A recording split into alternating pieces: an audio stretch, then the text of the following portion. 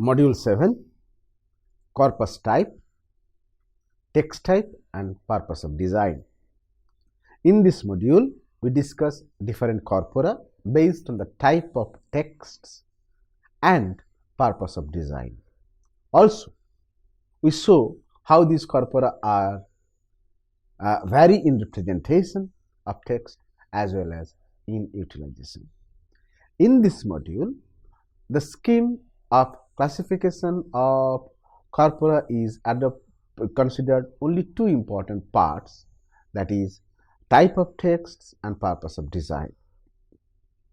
So based on the type of texts, according to us, we can have corpus of three types. One is called monolingual corpus. Next one is bilingual corpus and multilingual corpus. The example of a bilingual corpus is ISI Bangla corpus, which is developed there at Indian Statistical Institute, Linguistic Research Unit. The example of bilingual corpus is, say, ILCI Hindi Bangla corpus, which is developed here as a consortium mode in the ILCI project of the Government of India. Example of a multimodal corpus or multilingual corpus is best the TDIL text corpus of Indian languages, which is the first attempt made by the DIT to develop corpus in Indian languages. So now I would like to go into details and discuss some of the aspects of the monolingual corpus, bilingual corpus and multilingual corpus. As it happens, the monolingual corpus, so the name clearly indicates that it contains text samples obtained from a single language only. So, other conditions being equal, the process of selections of texts, inclusion of text in the corpus is similar to that of a general corpus, but the basic importance is that here texts are coming from a single language. The text samples that are selected for inclusion in the corpus are found to be used in various domains and fields of linguistic inquiry across time, space, and events by the language users. It has also the scope to include the written samples of text as well as the speech samples of texts, so long their mutual collaboration and cohabitation or mutual interference do not hamper the proposed framework envisaged by the investigators with the texts included in the corpus. It is always better to keep those two types of text separate, but they can come under the one umbrella as monolingual corpus. A monolingual corpus may be considered as a general corpus, as I mentioned, as most of the features, basic features of a general corpus are invariably present in a monolingual corpus. The homogeneity of structure and generalized lexicon obtained from a single language or a particular variety makes a monolingual corpus highly useful in works related to mainstream linguistic descriptions and linguistic technology.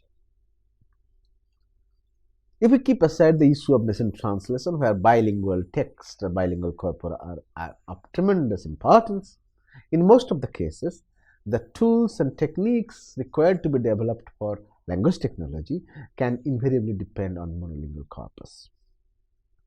The normal practice of designing a monolingual corpus tends to include text samples from the standard variety, both of spoken speech and writing, rather than including text samples from the dialects or the non-standard varieties. For obvious reasons, we always try to take text samples which are considered and accepted as standard forms of texts. Usually, it is designed according to the principles followed for a general corpus. Since the primary goal of a monolingual corpus is to represent a particular language or a variety in a general fashion. For similar reasons, it keeps quantity of data large in size. because it seeks to demonstrate both the general and typical linguistic properties of a particular language under investigation. The best example here is the American National Corpus, which is a very nice example of a monolingual corpus. It has both the part, one speech part, one text part, and it is meant to represent the general pattern or type or nature or structure of American English. This contains a large account of text of American English, both in spoken and written form. Similarly, if you look at the ISI Bangla corpus, you can find out, it also can be cited as a good example of monolingual corpus, because it contains texts only from the Bangla written prose texts only. And this corpus, however, lacks in the poetry one property that contains of the written Bangla texts only. It doesn't include the spoken texts, whereas American National Corpus includes some samples of written text, spoken texts. Obviously, the theoretical extension of a monolingual corpus is a bilingual corpus. A bilingual corpus, on the other hand, contains text samples from two languages. The simple of designing a bilingual corpus is to put the two monolingual corpus side by side, which were originally monolingual corpus, where both the corpora follow the same designing principles. The most suitable and competent bilingual corpus is one which contains samples of text from two genetically similar or typologically similar related languages.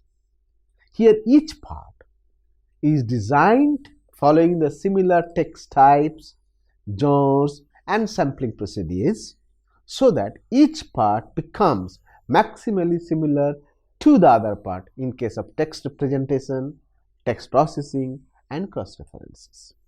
Uniformity in structure of text samples, maximum similarity in sentence structures, and close semantic relation in lexicon stock make a bilingual corpus highly useful for cross-lingual studies across register variations as well as on domain-specific translation tasks. A befitting example of bilingual corpus is the, say, Love corpus and the Brown corpus. Love corpus actually formed following the same designing principles followed for Brown corpus. Although, while Love corpus contained the texts from British English, while Brown corpus contained the texts from American English, and both the corpus actually contained text produced almost at similar time. So the samples are produced in the year 1961. The time there is similar. The only difference between the two, the Brown corpus included text from American English, Love corpus had the British English. Thus, these two corpora become a model for bilingual corpus, which is highly useful for various cross-linguistic studies between American English and British English. So, here we have given some examples how the bilingual corpus in Indian languages are developed between Hindi and Bangla from ILCI project, Indian Languages Corpora Initiative project, where the content, text, sentence types between Hindi and Bangla are matched maximally. A bilingual corpus, if it is designed with text samples of two marginally related languages, say Bangla and Tamil, or English and Chinese, or English and Hindi, it will be treated as a parallel corpus. Because while the text samples may be aligned at the sentence or phrase level, following certain predefined alignment procedures. A bilingual corpus may permit variations in content of a text as well as in the amount of language data, which are not, however, allowed in cases of parallel corpus. We will discuss what is a parallel corpus in our next modules. Now, if we extend the concept of bilingual corpus in a multilingual country like India, we must land with the concept of multilingual corpus. For the purpose of expanding the domains of applications of language corpora, a bilingual corpus may be converted into a multilingual corpus by way of including texts from more than 2 linguistically related languages. That means a multilingual corpus is allowed to contain collections of text samples obtained from more than 2 languages. In principle, a multilingual corpus should possess moderate collections of text samples from individual monolingual corpus only when these monolingual corpora are developed through similar sampling procedures. Moreover, each one must contain samples of similar text types from each of the languages included into it. While developing a monolingual corpus designers need to keep in the following factors into mind to make it a multilingual corpus in function and in utilization. So the basic thing is that while developing the monolingual corpus, if we follow certain parameters already predefined uniformly across all languages, then ultimately all those monolingual corpora can be clubbed together to constitute a multilingual corpora. What are those parameters? Now, each corpus should contain text samples from similar sources, so that text samples can exhibit maximum similarities in sentences, phrases, idioms, lexicon, and content also. Text samples are selected inclusion in the corpus should belong to the similar genres and text types. The date of publication of text samples should be identical for each of the member languages. The mode of representation of text samples should be similar for each of the languages. The amount of data and the manner of data collection should be similar for both the languages, all the languages included. Important, same designing principles and identical processing mechanisms or techniques should be used for each of the languages. If we follow these mechanisms or principles very rigorously, systematically, then several monolingual corpora so far developed for Indian languages may be clubbed together to develop a multilingual corpus. If these conditions are properly followed, then we can have a good comparable corpus, a multilingual corpus. So, we can have uniform corpus compilation process, corpus processing techniques, and subsequent analysis strategies to retrieve similar kinds of information from the multilingual corpus. At present, I can refer to the very good example of the TDL corpus of Indian languages, which were developed in early 90s in the last century, where same guidelines and procedures, methods were unanimously followed across all Indian languages in the Corpus TDL project, Corpus for Indian Languages. Each part of this corpora contained data from the same decades, collected from similar sources and text types, and developed following the same principles of same guidelines or designing principles. Due to these similarities, these corpora have strong application relevance for cross-lingual information retrieval, applications in machine translations, language teaching, interlingual information exchange, language education across Indian languages. There is also possibility that these corpora can be used to analyze to retrieve similar syntactic frames or grammars or patterns to develop a core grammar for genealogically or typologically or geographically located languages. The only notable deficiency of these corpora lies in the absence of representative text samples from the spoken sources. As I have already mentioned here, that most of the languages corpora developed for Indian languages are actually of written text samples. So these corpora do not possess or do not have any spoken text samples. Due to this reason particularly, these are not claimed to be multidimensional or maximally representative of the Indian language. Even then, They are quite useful to be treated as multilingual corpora. Although there are only a few multilingual corpora available at present across the globe, several organizations across the world are actually involved to develop multilingual corpora because that gives good opportunity for cross-lingual fertilization.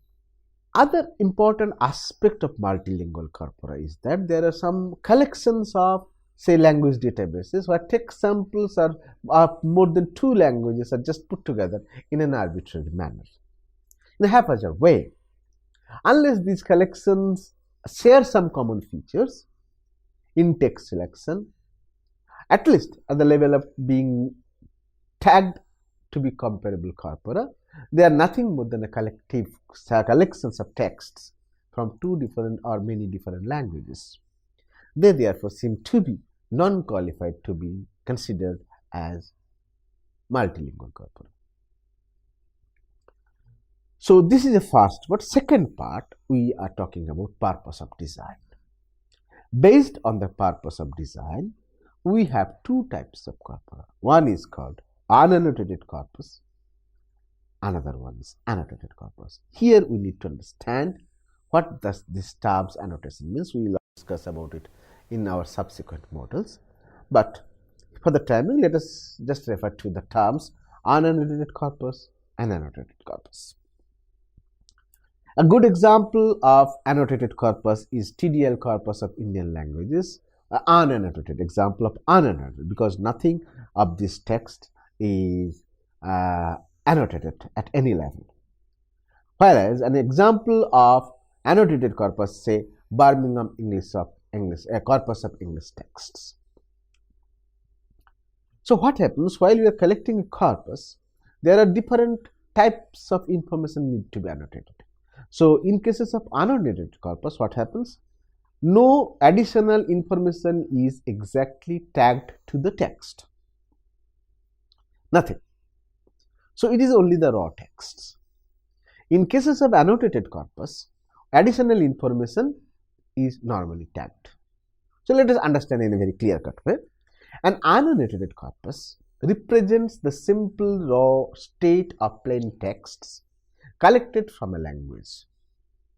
That means the text samples which is included into the corpus are in their simple format without any additional information tagged to them by any external sources.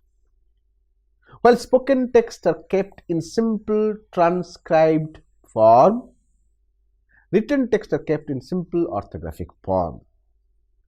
Although most of the corpora available in the present day belong to this type, there are increasing efforts for converting unannotated corpora into annotated form in most of the languages across the world. What you understand is that annotated corpus is the first version, annotated was the revised version, where additional information is tagged.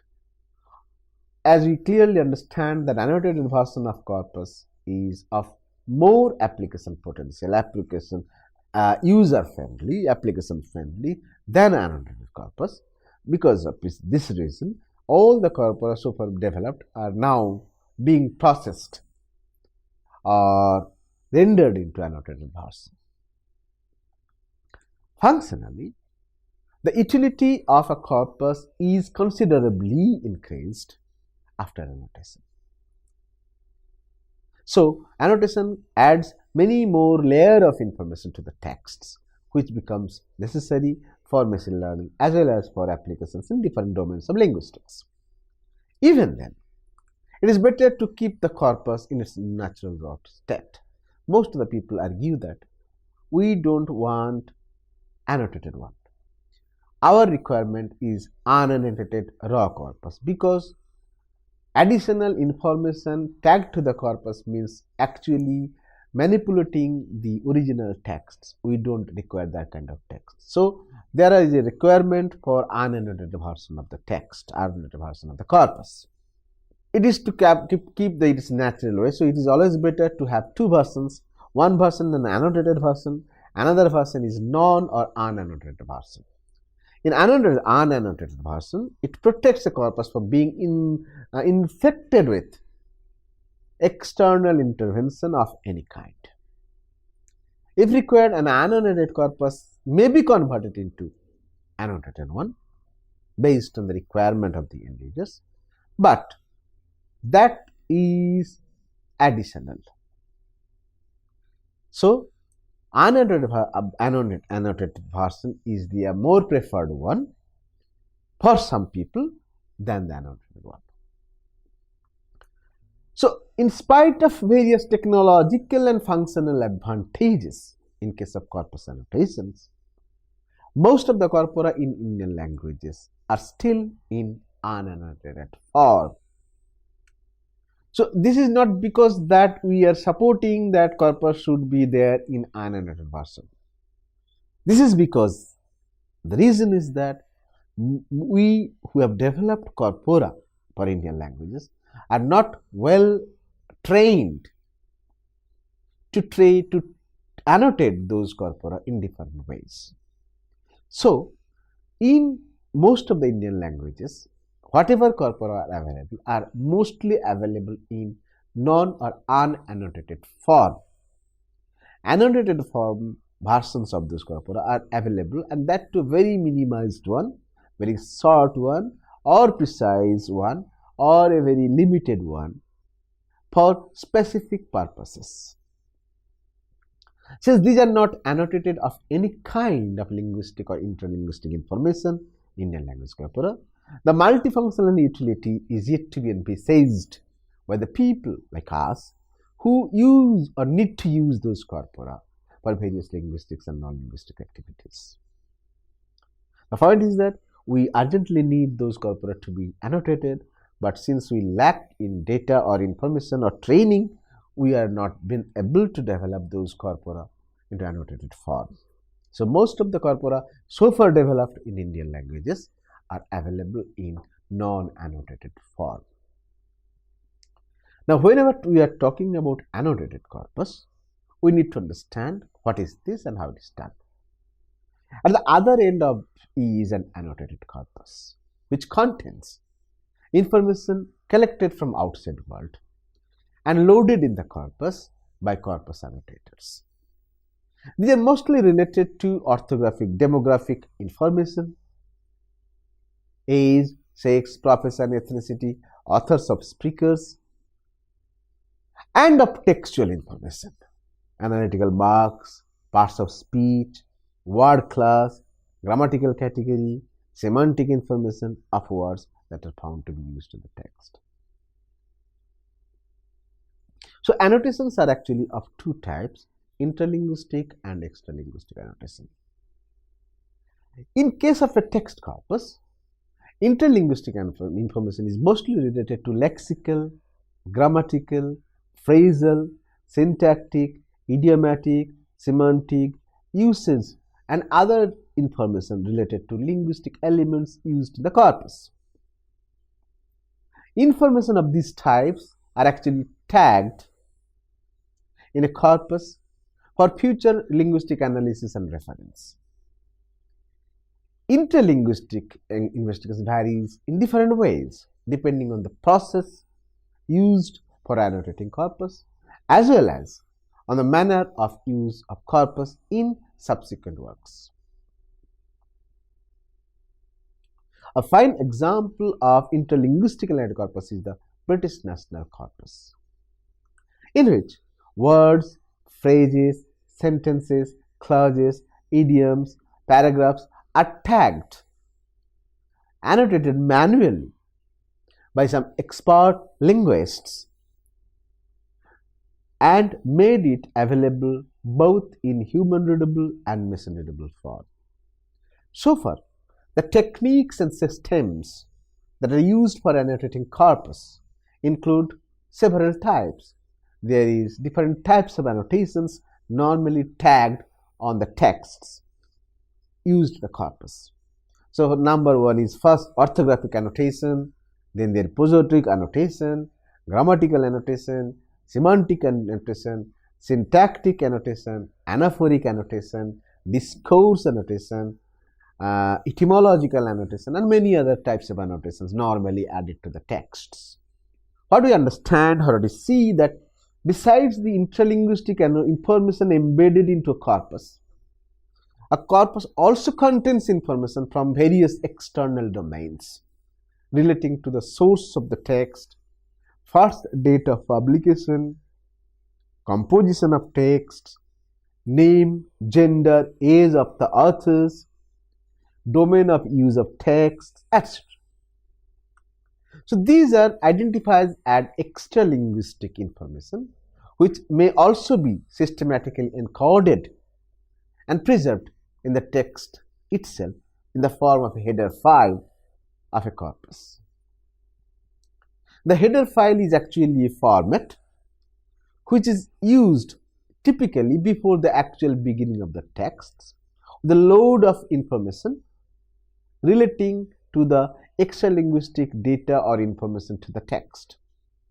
It usually contains information about the domains of fields of texts, name and profession of authors and speakers, year of collection or publication text, year of collections of the text, collection of speech text, gender, race, ethnicity, age of the speakers and writers, broad areas of discourse and pragmatics, and sometimes the sentiments of the interactants or the speaker or the author embedded into the text. Apparently, such information may appear useless to us, but it becomes highly essential and useful in the works of solving problems relating to copyright, as well as investigating the various issues relating to sociolinguistics, culture, and discourse of a text. We have some examples here to show how text can be annotated at different levels. This annotation scheme so far we discussed is actually related to written texts. In case of spoken text, we have different set of annotation guidelines or annotation techniques. In case of speech corpus, for example, extralinguistic information varies to a great extent from a written corpus. Here it is related to age, gender, profession, academic qualifications, social status, economic positions, ethnicity, orientation, occupation, and many other things that are mostly related to the speaker's informants. This information becomes useful in case of spoken text analysis and investigations. A very good example of annotated speech corpus is Lund speech corpus, which carries various types of demography information relating to the informants and that are tagged with the texts. So while we are analyzing text, we find out about many demographic information about the speakers who have produced those texts. We have already given some examples here also to show how this has been done. There are several important issues related to the work of annotation into the corpus. Most important questions is which arise in the time of minutes are the following. What is the basic need of annotation in a corpus? Next thing, which things are going to be annotated into a corpus? How these things to be annotated? So three important ones. Why it is important, how it should be done, and what should be done. So since it is not very easy and simple to address all those questions, we can explore or understand or discuss some things. We can understand how this can be carried out. It is indirectly related to several linguistic and non-linguistic issues.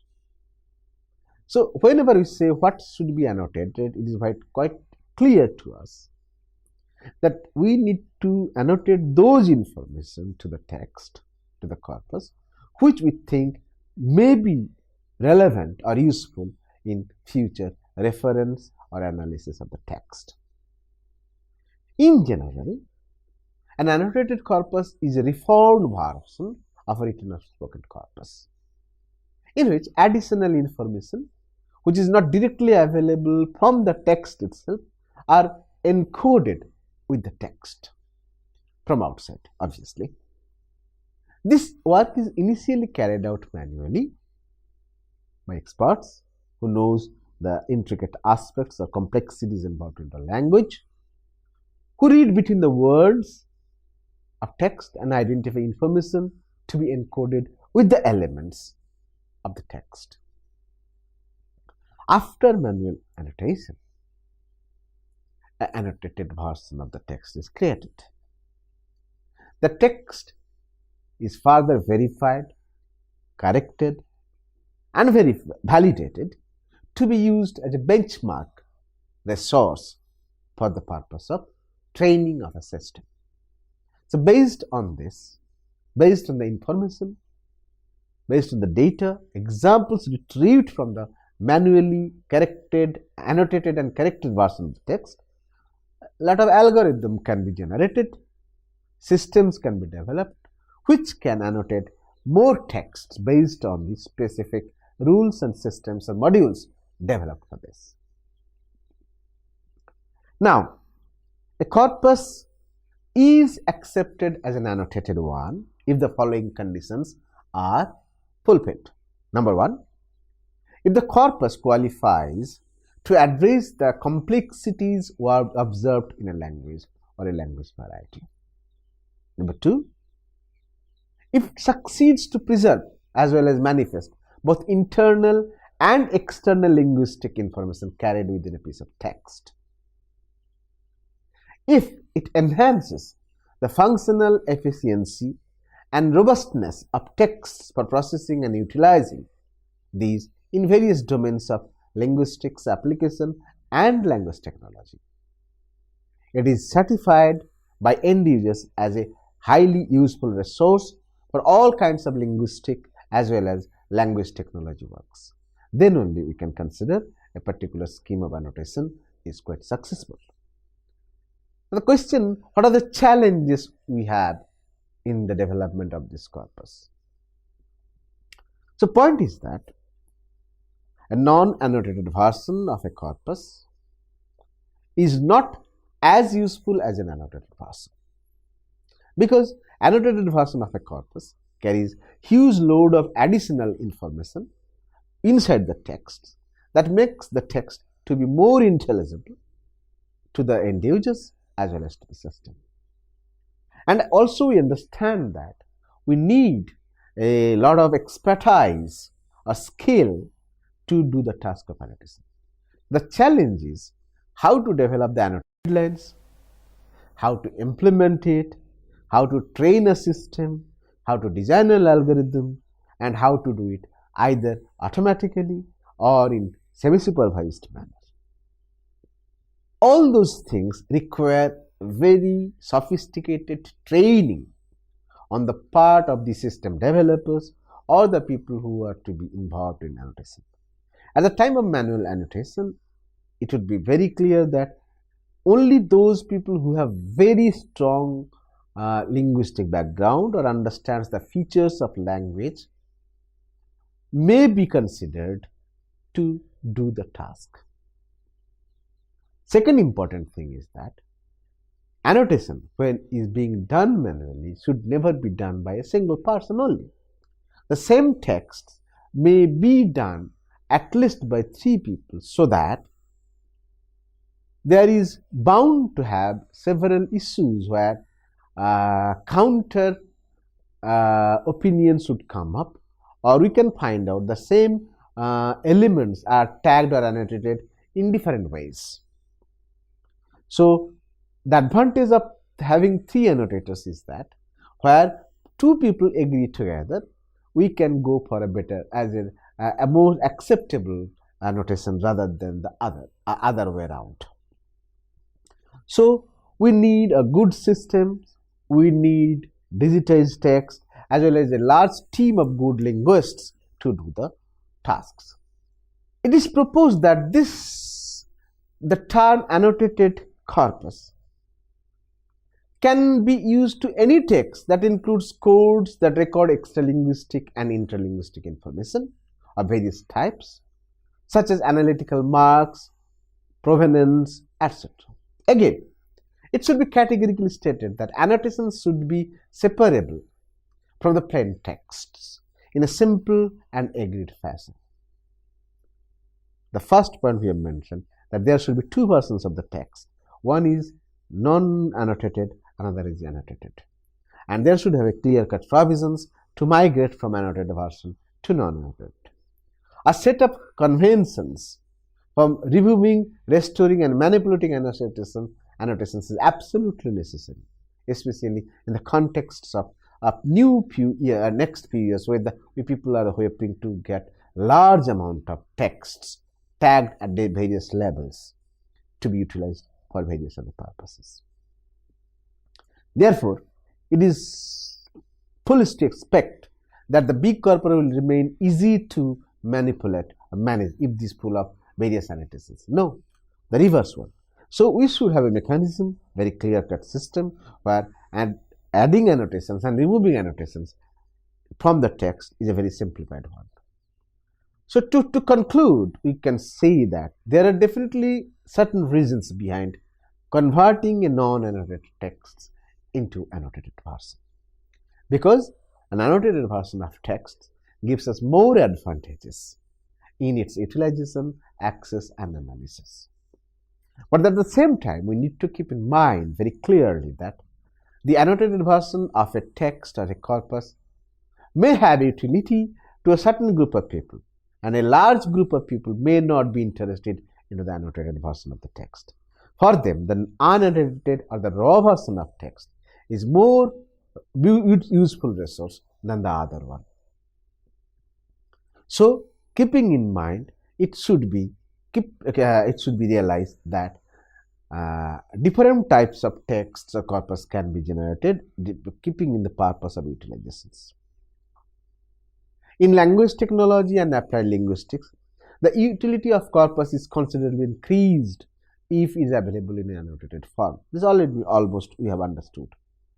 An annotated corpus is more useful for developing tools and techniques for morphological processing, word sense disambiguation, parsing, information retrieval, text mining, developing digital dictionary also, spelling machine and machine translation and similar other works. So it has also tremendous usefulness in general lexicography, language research and language teaching. Even then, we need to have a corpus both in annotated and non-annotated version that justifies the utility of corpus in multiple domains of human knowledge and human linguistics enterprises. Thank you.